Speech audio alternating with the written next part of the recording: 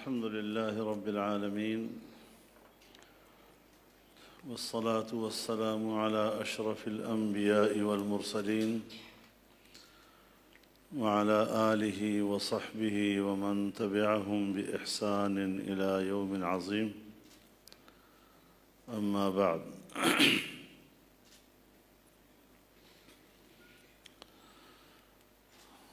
حضرات اکابر علماء کرام،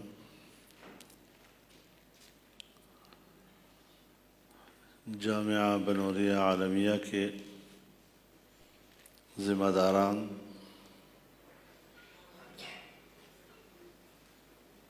بالخصوص جامعہ کے حضرت محتمم صاحب اور نائب محتمم صاحب،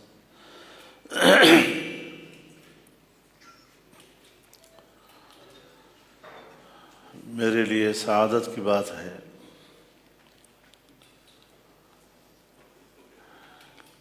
کہ جامعہ بنوریہ عالمیہ کے اس مبارک ماحول میں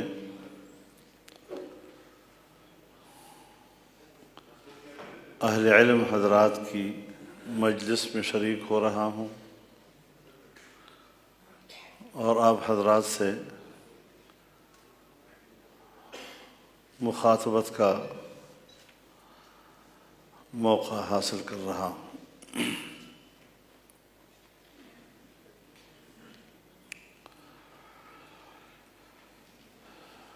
ویسے تو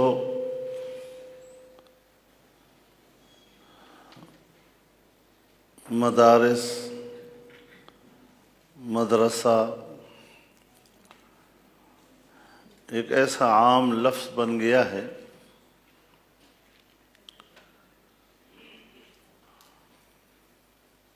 کہ شاید عام مسلمان صرف اسے ایک درسگاہ کی حیثیت دیتا ہے، اور ہر مسلمان بچہ اسے ابتداءً قرآن کی تعلیم کی ضرورت ہوتی ہے تو والدین اس کو اس مقصد کے لیے بھیجتے ہیں تاکہ وہاں وہ قرآن پڑھ سکیں، ناظرہ پڑھ سکیں۔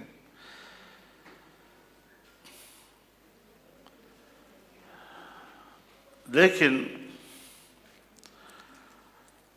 اگر ہم ان مدارس کو اپنے اکابر کی نظر سے دیکھیں اور اس مدارس کے بنیادی اہداف اور ان کے بنیادی مقاصد پر نظر ڈالیں تو یہ باقاعدہ مشنری ادارے ہیں۔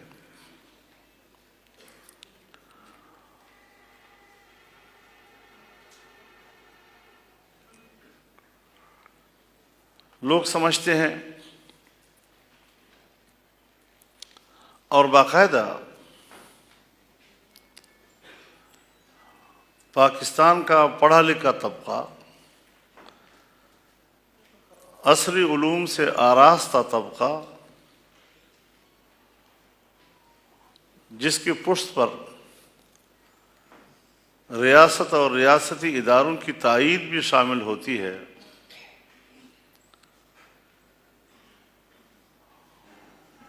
وہ یہ تاثر دیتے ہیں کہ شاید دینی مدرسہ دنیاوی علوم کے لیے رکاوٹ ہے،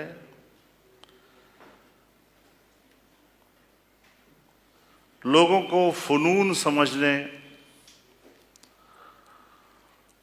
اور مختلف شعبوں میں تخصص حاصل کرنے کے راستے میں رکاوٹ ہے،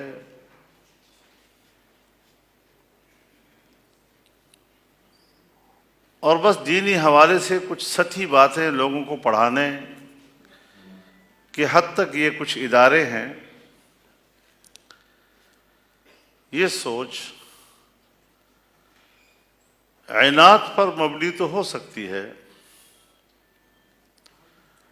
لیکن اس کا حقیقت سے کوئی تعلق نہیں۔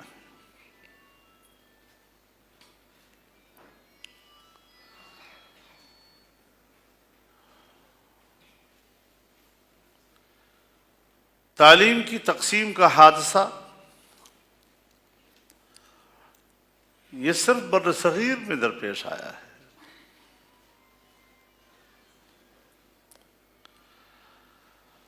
اور تعلیم کی تقسیم کا یہ حادثہ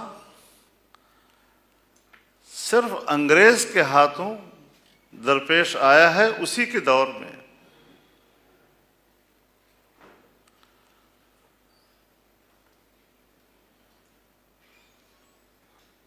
1857 کی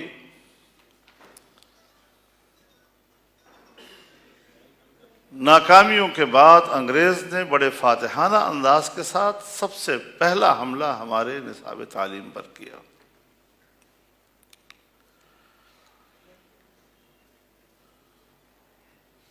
اب ظاہر ہے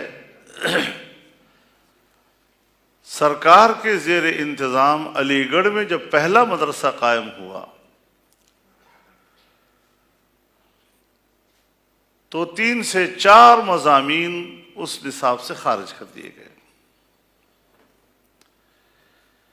قرآن کی تعلیم، حدیث کی تعلیم،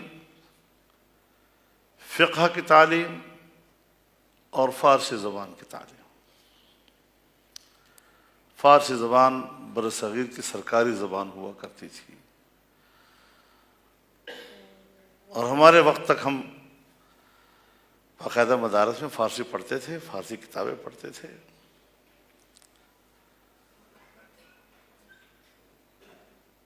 ہم نے صرف فارسی کی زبان میں یاد کی تھی، نحو میر فارسی کی زبان میں یاد کی تھی. اب آپ حضرات نے ذرا ترقی کر کے اس کو اردو میں ڈھال دیا.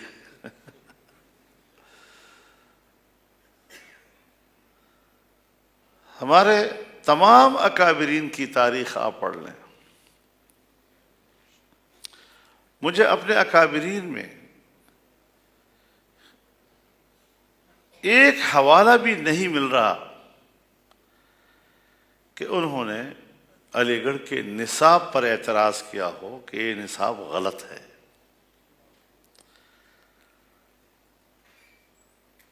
انہوں نے صرف یہ کہا کہ برصغیر کے لوگوں کو اور مسلمانوں کو آپ ان علوم سے کیوں محروم کر رہے ہیں، ان کو نصاب سے کیوں باہر کر دیا ہے. سو انہی علوم کے تحفظ کے لیے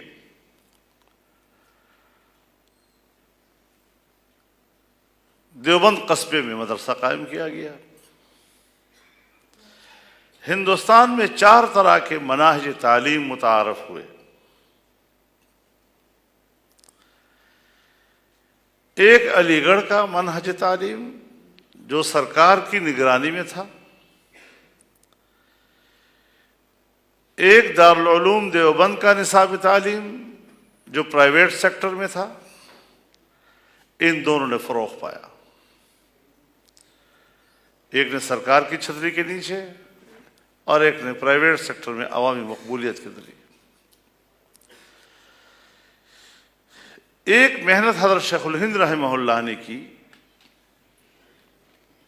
کہ وہ ایک بڑا وفد لے کر علی گڑھ گئے اور علی گڑھ کے منتظمین کو یہ سمجھانے کے لیے کہ نصاب کو انگریز نے تقسیم کیا ہے، آئیں ہم مل کر ایک مشترکہ نصاب کی طرف جائیں. لیکن جب اس تجویز کو پذیرائی نہیں ملی تو آپ نے از خود جامعہ ملیہ کی بنیاد رکھی اور آج بھی جامعہ ملیہ دلی کا ایک بہت بڑا عظیم الشان ادارہ ہے.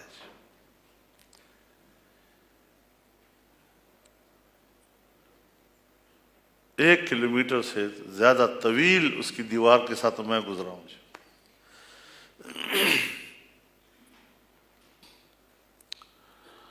لیکن وہ ایک جامعہ ملیہ تک ہی محدود رہا. اور چوتھا منصب تھا ندوۃ العلماء لکھنؤ کا.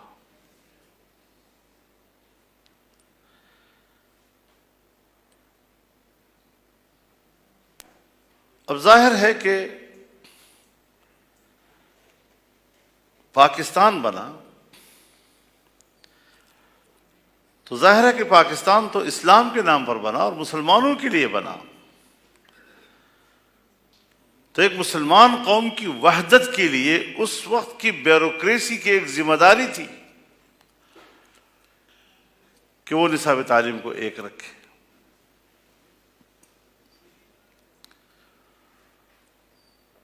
حضرت مولانا مفتی محمد تقی صاحب عثمانی، حضرت مولانا مفتی محمد رفیع صاحب عثمانی،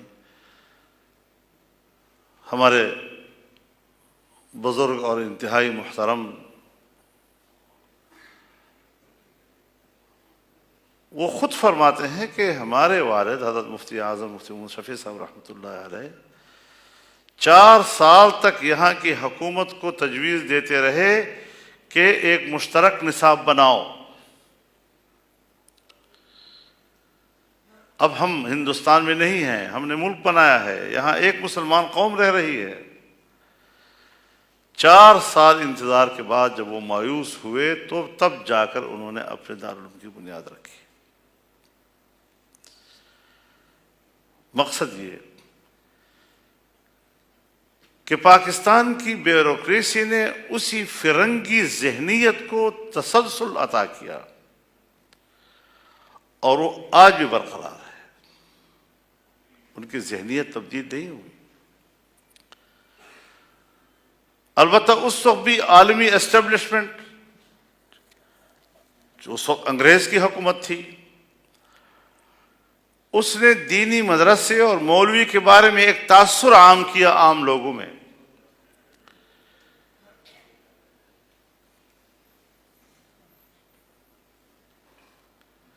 کہ اگر گھر کو اجاڑنا ہے تو بچوں کو مدرسے میں بھیج دو، اولاد کو ضائع کرنا ہے تو مدرسے میں بھیج دو، اور مدرسے میں پڑھنے پڑھانے والوں کو معاشرے میں ایسی حیثیت دی جیسے یہ بڑے کمی لوگ ہیں. بے وقت کرنے کی کوشش کی. اللہ جزائے خیر دے ہمارے اکابرین کو کہ ان حالات میں انہوں نے کس استقامت کے ساتھ اس سلسلے کو چلایا، اس کو زندہ رکھا. آج بھی ایک عالمی اسٹیبلشمنٹ ہے جو 9/11 کے بعد اس نے ایک نیا تاثر عام کیا ہے. یا تو وہ تاثر کہ مولوی بیکار، معاشرے کی اس کی کوئی حیثیت نہیں، کمی کی حیثیت ہے اس کی، چندوں سے پلتا ہے، ہمارے روٹیوں کے ٹکڑوں سے پلتا ہے، اس کیا باتیں. اور آج کا تاثر یہ ہے کہ مولوی بڑا خطرناک ہے، دہشت گرد ہے، بدماش ہے، خوفناک ہے. اب ایک نیا تاثر دنیا دے رہی ہے. اور ظاہر ہے کہ ایسے حالات میں یہ ہوا کہ بظاہر روئے زمین پر کچھ واقعات بھی ایسے رونما ہوئے کہ جس کا سہارا لے کر وہ مدارس پر حملہ آور ہوئے. اور یقین جانیے کہ گزشتہ 20 سالوں میں اس حوالے سے ہم جتنے مراحل سے گزرے ہیں، انتہائی کربناک مراحل کے ساتھ، کہ کس طرح ہم مدارس کو بچا سکیں. لیکن مدارس کے خلاف دباؤ بھی بدستور موجود ہے. مدارس کے خلاف عالمی اسٹیبلشمنٹ کی ذہنیت بھی تبدیل نہیں ہوئی، اور عالمی اسٹیبلشمنٹ کے ایجنڈے کو پر عمل درآمد کرنے کے لیے ہماری مقامی پاکستانی اسٹیبلشمنٹ وہ بھی خدمت کے لیے تیار بیٹھا ہے کہ بین الاقوامی اسٹیبلشمنٹ کی وفاداری کے راز اب اس میں مضمر ہے کہ ہم کس طرح مذہبی طبقہ، مذہبی اداروں کو کمزور کر سکے اور پھر اس کا خاتمہ کیا جا سکے. ہمارے اسٹیبلشمنٹ، مجھے نہیں پتا کہ میں اس مدرسے میں بات کر رہا ہوں ہضم بھی ہو گئی یا نہیں، یہ حضرت غلامی کی علامت ہے. صرف چہرے ہماری طرح ہیں.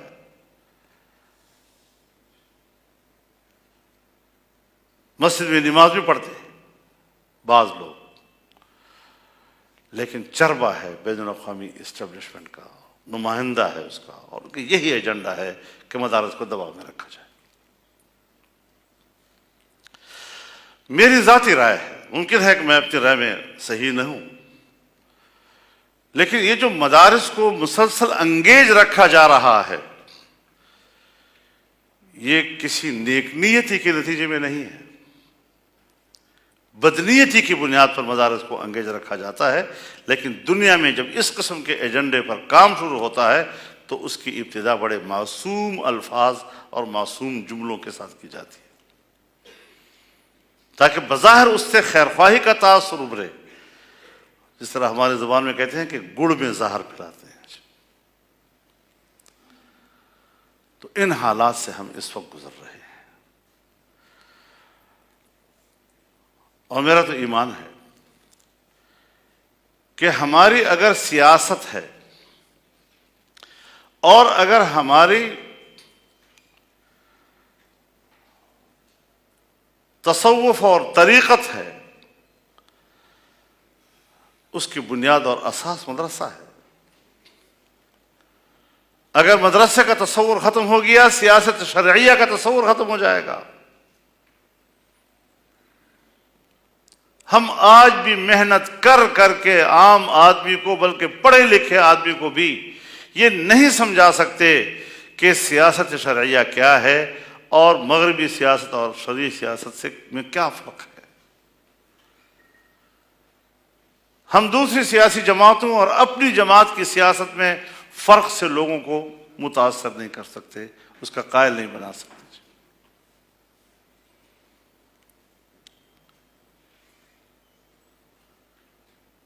اور یاد رکھیں، آپ پورے ملک پہ نظر ڈال دیں،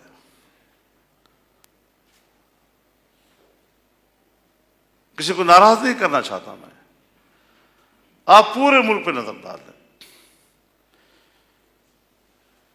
جس خانقاہ میں اور جس درگاہ میں علم نہیں رہا،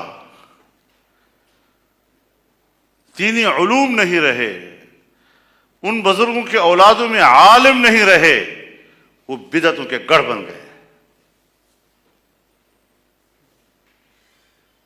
اگر بچے ہیں تو وہی کہ جہاں آج بھی کچھ علم ہے اور وہ نسبت موجود ہے۔ بڑا کردار ہے اس کا، اور ہمارے اس سلسلے میں تو یہ جامعیت تھی کہ شریعت راستہ دکھاتی ہے، طریقت راستے کے طور اطوار سکھاتی ہے، اس پر چلنے کے، اور سیاست اس راستے کے مشکلات کو دور کرتی ہے، اور تینوں کا آپس میں ایک تعلق ہے، مضبوط تعلق ہے۔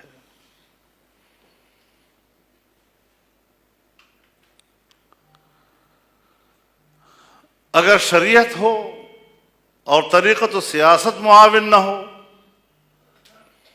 تو یہ تنگ نظری پیدا کرتا ہے۔ نرا ملا اتنا تنگ نظر ہوتا ہے کہ آپ اندازہ نہیں لگا سکتے اس کا۔ اور اگر طریقت ہو اور شریعت و سیاست اس کے ساتھ معاون نہ ہو تو یہ رہبانیت پیدا کرتا ہے، اور اسلام کا مزاج رہبانیت کا نہیں ہے۔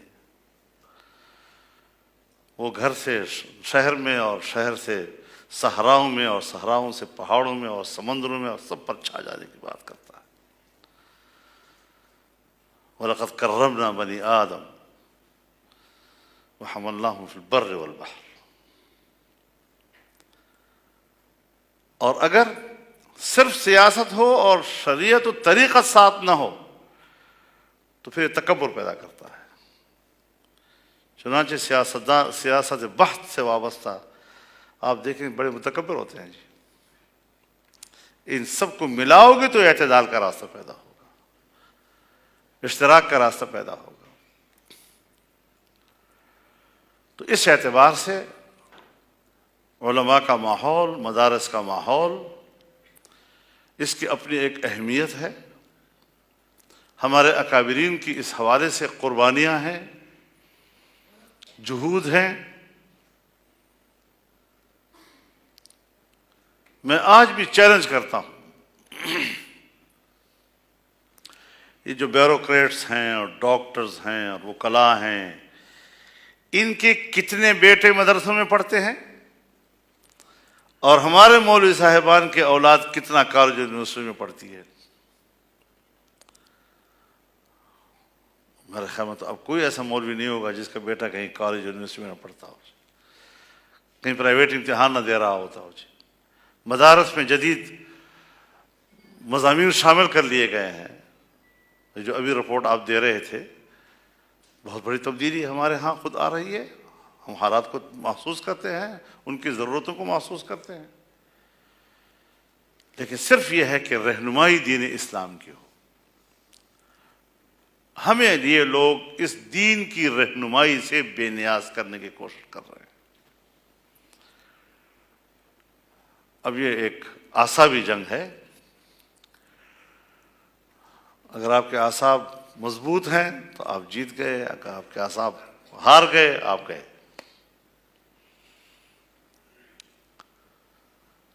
تو انشاءاللہ ابھی تو ہمارے اعصاب ٹھیک جنگ لڑ رہے ہیں، لیکن ان کے جو مذاکرات ہیں، ان کی جو انگیجمنٹ ہے، اس پر ہمیں شک ہے، اور اپنی جگہ پر ٹھیک شک ہے. جی ہماری بڑی باتیں ہوئی ہیں ان لوگوں کے ساتھ. ہم تو حضرت مدرسے والوں کے بڑے خیر خواہ ہیں. ہم چاہتے ہیں کہ یہ ایسے علوم حاصل کریں کہ ان کو بھی مملکت کے نظام میں مقام ملے، سرکاری نوکری ملے، ہر شعبے میں جا سکے، یہ بھی کوئی روزگار کمائیں. ایسی باتیں کرتے ہیں کہ آپ سمجھتے ہیں کہ ہم بھی شاید مدرسے والوں کے لیے وہ خیر خواہ نہیں جو ان کے اندر ہے. لیکن ہم ان سے کہتے ہیں کہ 70 سال میں آپ کہاں تھے؟ 70 سال میں تمہاری پوزیشن کیا تھی؟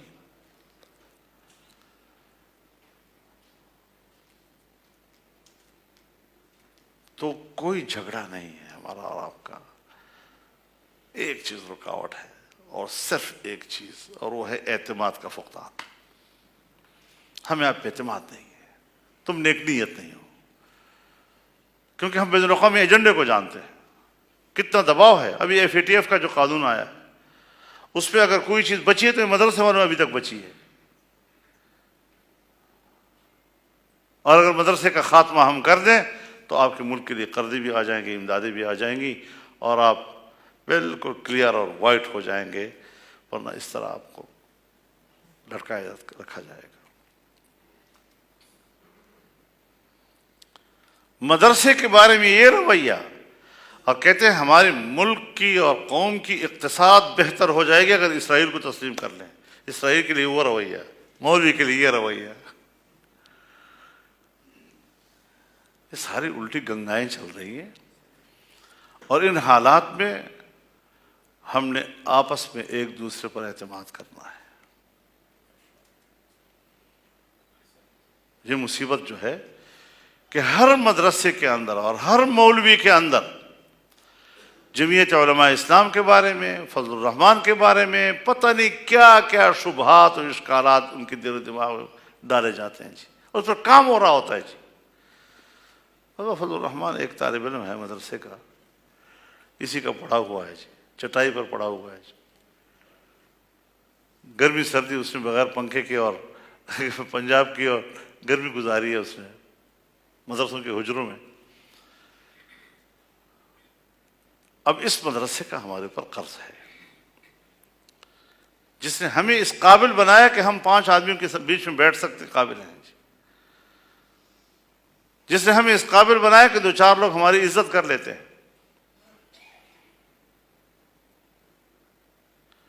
اس کا ہمارے اوپر قرض ہے کہ ہم اس کا دفاع کریں،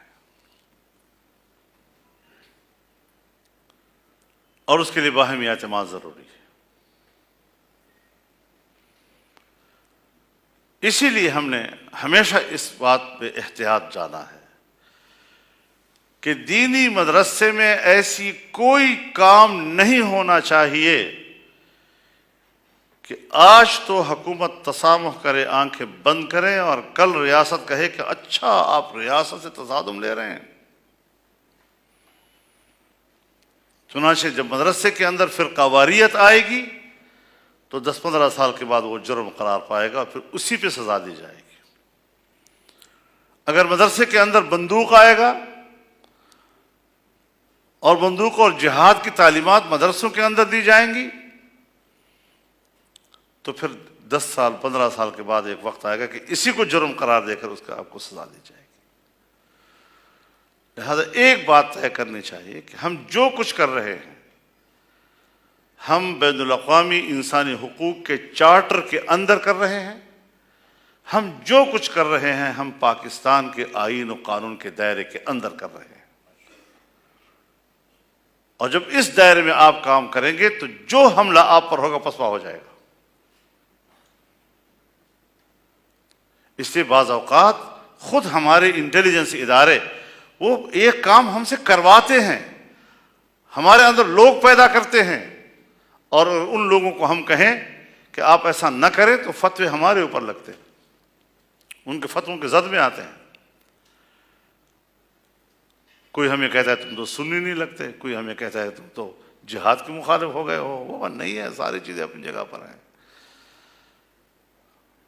لیکن یہ چیزیں سمجھنا کہ کون سی چیز میرے لیے بہتر ہے، کون سی چیز نقصان دہ ہے۔ سب اچھے اچھے کھانے ہوتے ہیں، پڑے ہوتے ہیں سامنے، سب حلال چیزیں ہوتے ہیں، تو آپ کسی کو کیوں ہاتھ نہیں لگاتے؟ اس کو ہاتھ لگاؤں گا تو یہ نقصان کرے گا، میں نے اتنا ہی کھانا ہے، اس سے زیادہ نہیں کھانا، تو میں صحت مند رہوں گا جی۔ اور اگر آپ کو کوئی بد پرہیزی کرے اور آپ کو روکے تو آپ فوراً کہہ دیں لما تحرم ما احل اللہ، فوراً فتویٰ لگا دیجیے، اچھا حلال چیز آپ مجھ پہ حرام کریں، میں نہیں کر رہا ہوں جی، لیکن آپ کی مزاج اور طبیعت اور ضرورت جو ہے وہ کچھ اور ہے اور آپ کچھ اور کر رہے ہیں۔ تو انہی فضاؤں میں ہم چل کے نکلے ہیں، اور آج جو حکومت ہم پر آئی ہے اس پہ بھی ہمارے دیندار طبقہ، علماء کرام، اللہ اللہ اللہ اللہ جس خوش فہمی کا شکار تھا، لیکن آج ان کے اصل مقاصد تک قرب پہنچ رہا ہے۔ کتنی بڑی فضا ملک میں بنائی گئی، فاٹا کا انضمام، فاٹا کا انضمام، فاٹا کا انضمام، آئیں گا تو 125 سال کا پرانا فرسودہ نظام، FCR، ظلم، جبر، انگریز کا قانون۔ بابا وہاں پر تو 35 کوئی شقیں ہیں یا 25 شقیں ہیں جو انگریز نے بنائی ہیں، آپ کے ملک کے قانون کے سینکڑوں شقیں انگریز کی ہیں، ان کے خاتمے کی فکر نہیں ہے، اور وہاں 20-25 شقوں کی آپ کو بڑی فکر آ گئی۔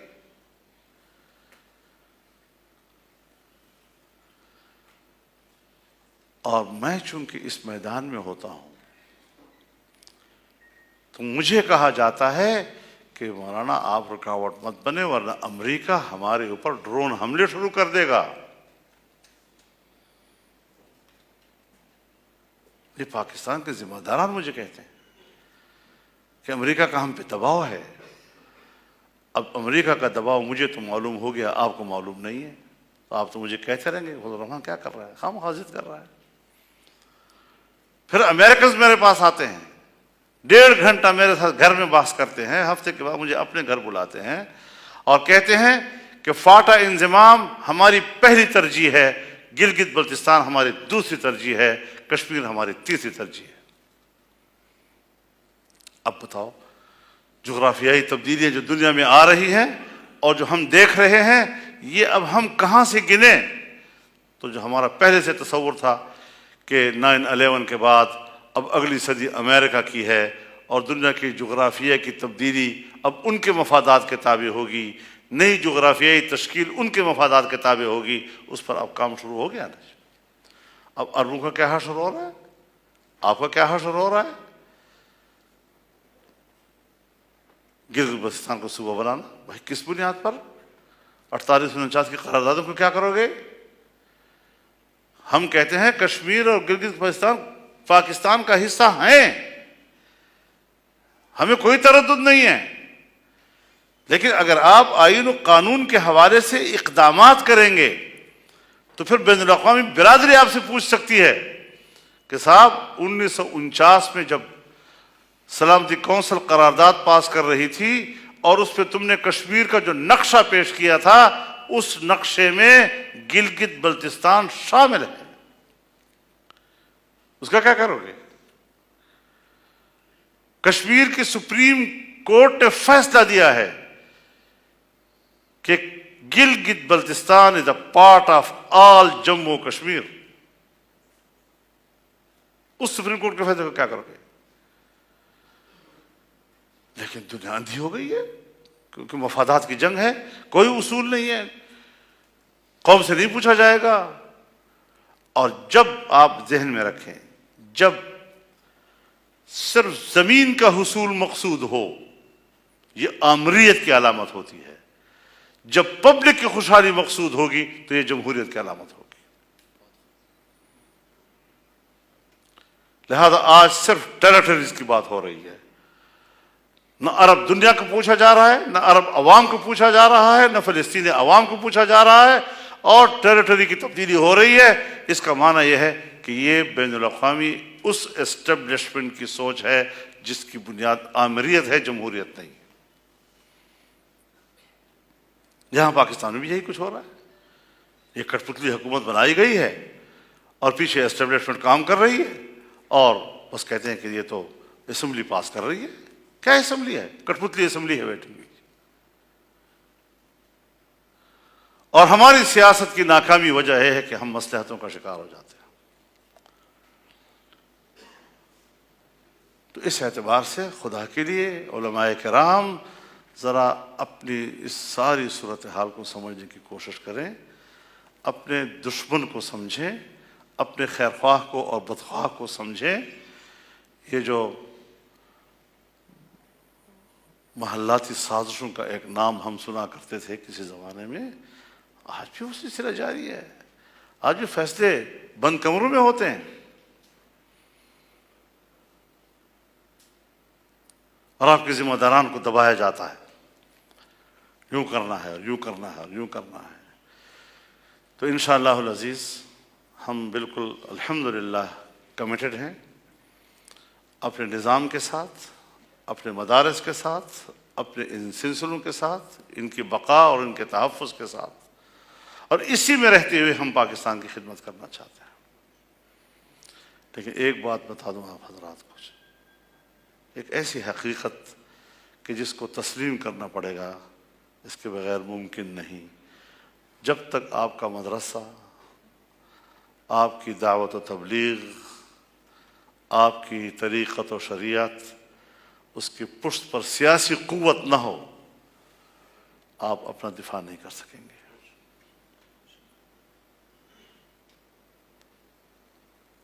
اس لیے اسٹیبلشمنٹ کا نشانہ آپ کی سیاسی قوت ہوا کرتی ہے.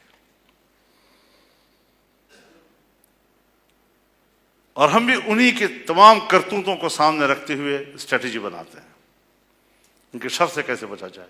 خیر کی تو امید ہی نہیں ہے، مراز خیر تو امید نہیں، بد مرض. تو اس ساری صورتحال میں اپنی سیاسی قوت مضبوط کیجیے، اس کو طاقتور بنائیے اور اس کو چلائیے، آگے بڑھائیں اس کو. جی اب یہ مصلحتوں والی چیزیں پھینک دو ایک سائڈ پہ. جی حضرت بنوری رحمہ اللہ، وہ تو ان کا تو زندگی کا مشن تھا. علماء کو کہتے تھے جتنا تمہارے بس میں ہے اتنا ہی کرو، اس سے زیادہ بوجھ اپنے اوپر ڈالو گے مشکلات پیدا ہوں گی، تم مکلف ہی نہیں ہو اس کے. جی تو شریعت اسلامیہ نے ہمارے اوپر 2 احسان کیے ہیں. اللہ رب العزت کے 2 احسانات ہیں ہمارے اوپر کہ ہمیں جدوجہد کا مکلف بنایا ہے، نتائج کے حصول کا مکلف نہیں بنایا. اور دوسرا احسان اللہ کا یہ ہے کہ اس نے حسب استطاعت مکلف بنایا ہے، اگر استطاعت میں نہ ہو تو اس کا مکلف بھی نہیں بنایا. تو جب اللہ نے ہمارے لیے آسانی پیدا کی ہے، ان کی طرف سے احسان ہے، اسی کے اندر رہتے ہوئے ہم بہتر کھیل کھیل سکتے ہیں. بہتر کردار ہمارا ہو سکتا ہے۔ تو اسی کے مطابق ہمیں آگے بڑھنا چاہیے۔ اللہ تعالی ہمارے مدارس کو، ہمارے جامعات کو، ہمارے مساجد کو، ہمارے ائمہ کو، ہمارے مدرسین کو، ہمارے طلباء کو اپنے حفظ و امان میں رکھے، اور ان سلسلوں کی اللہ کوئی غیبی مدد فرمائے۔ ہم کمزور بھی ہیں، وسیلے کے بغیر بے وسائل ہو کر لڑ رہے ہیں، ہماری کیا اوقات ہے، لیکن اگر ہم نیک نیت ہوں تو پھر اللہ کی مدد آتی ہے۔ شیطان ہمیشہ غیر مشروط مدد کرتا ہے، اس کی کوئی شرائط نہیں ہے، لیکن اللہ تعالیٰ بے نیاز ذات ہے، وہ شرائط کے ساتھ کرتا ہے۔ ان تنصر اللہ ینصرکم ان اللہ اشتری من المؤمنین انفسهم واموالهم بان لهم الجنہ، سودا کرتا ہے اللہ کو باقاعدہ۔ واہ، تو اللہ کے لیے آپ کچھ کریں گے تو پھر اللہ کی مدد آئے گی، اور بیٹھے بیٹھے بس اللہ ہماری مدد کرے، ہاں شیطان بغیر شرط کی مدد کے لیے پہنچتا ہے جی، اس کی کوئی شرط نہیں ہے، میں حاضر ہوں مدد کے لیے جی، اللہ اس سے پناہ دے ہمیں۔ تو شیطان کی مدد سے پناہ مانگیں اور اللہ کی مدد کی درخواست اور منتیں کریں، رات کو اللہ کے سامنے بیٹھیں، سجدہ کریں، روئیں اس کے سامنے کہ تیری مدد کے بغیر ہم کچھ بھی نہیں ہیں۔ اور اب تک بھی جو ہم بچے ہوئے ہیں، ایسے لوگ بہت ہیں جن کو شاید نہ ہم جانتے ہوں نہ آپ جانتے ہوں، اور تنہائیوں میں اللہ کے سامنے گڑ گڑا رہے ہوں، اور خدا ان کی سن رہا ہے۔ تو رب العزت ہماری مدد فرمائے، اللہ ہمارا بھرم رکھے، ہمارے لیے بھی دعا کریں، جمعیت علماء اسلام کے لیے بھی دعا کریں کہ اللہ تعالیٰ اس مشکل محاذ پر اسے سرخروئی عطا فرمائے، آمین، اور اللہ تعالیٰ ہماری جو کوتاہیاں ہیں، کمزوریاں ہیں، اللہ اس کو نہ دیکھے، اللہ تعالیٰ اپنی شان کے مطابق ہمارے ساتھ رحم کا معاملہ فرمائے۔ وآخر دعوانا الحمدللہ۔